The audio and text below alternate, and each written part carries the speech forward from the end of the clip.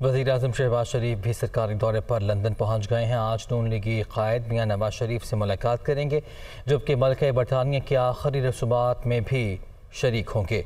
वज़ीर-ए-आज़म शहबाज शरीफ अपने वफ़द के हमरा बरतानिया पहुँचे हैं।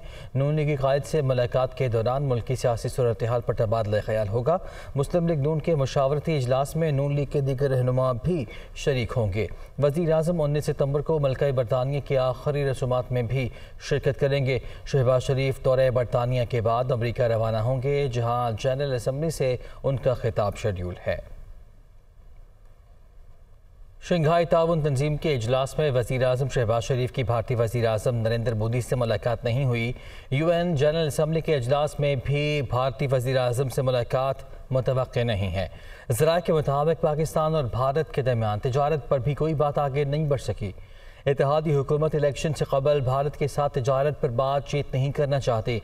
ज़राए के मुताबिक भारत के साथ तिजारत बहाल करने पर हुकूमत को तनकीद का सामना करना पड़ सकता है। सैलाब में भारत खुद पाकिस्तान की इमदाद या तिजारत की बात करे तो सोचा जाएगा। ज़राए ने कहा है कि पाकिस्तान खुद भारत से तिजारत की बहाली पर कोई बात नहीं करेगा। पंजाब हुकूमत की तरफ से इमदाद लेकर आने वाले ट्रकों को रोकने पर शजील मेमन ने पंजाब हुकूमत को शदीद तनकीद का निशाना बनाया। उनका कहना है कि इन मासूम बच्चों के लिए आने वाले इमदाद को रोकने का क्या मकसद है। ये इमदादी सामान सिंध हुकूमत ने सैलाब मुतासरीन के लिए ख़रीदा। शजील मेमन ने कहा कि मुतासरीन की बहाली तक रिलीफ ऑपरेशन जारी रहेगा। इन लोगों की इमदाद रोक के क्या साबित करना चाह रहे हो, क्या मैसेज देना चाह रहे हो कि अगर आपकी हुकूमत किसी जगह पे है तो आप मासूम लोगों की इमदाद रोक लोगे, मासूम मुतासरीन को इमदाद ना मिले, ये छोटे छोटे बच्चों को इमदाद ना मिले, और अभी उनके हिस्से का जो राशन दूध, ये बच्चों को पीने के दूध जो मंगा रहे हैं वो आप बॉर्डर पे रोक रहे हो, तो क्या हो रहा है। ये पहले हमारा प्रायोरिटी थी रेस्क्यू, अब है रिलीफ जो चल रहा है काफ़ी अर्से से, और मजीद चलता रहेगा रिलीफ जब तक ये जितने भी सैलाब ज़दगान हैं ये खैर खैरियत से, खैर आफियत से अपने घरों को नहीं लौट जाएंगे, तब तक रिलीफ नहीं रुकेगा।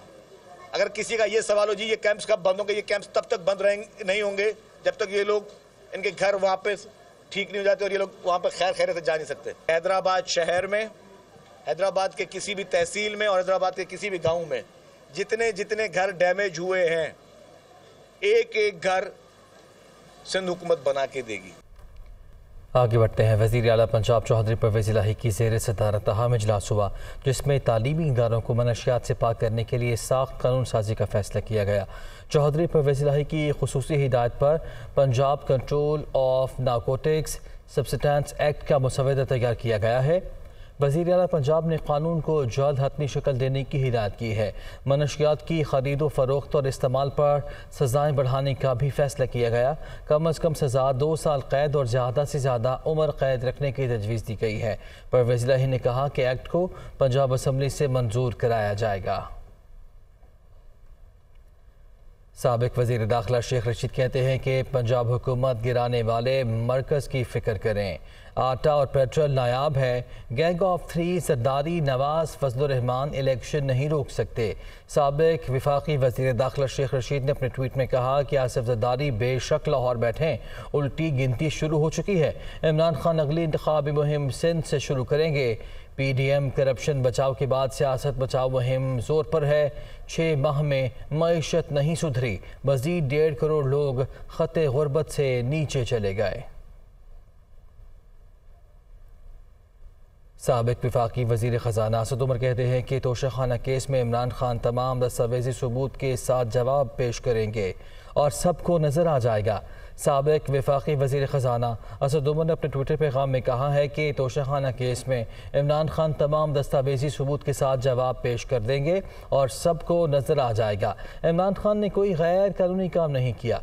इमरान खान का कहना था कि तोशाखाना का पिछले 20 साल का रिकॉर्ड कब कौम के सामने रखा जाएगा कि सबको पता चले कि कौन क्या करता रहा है।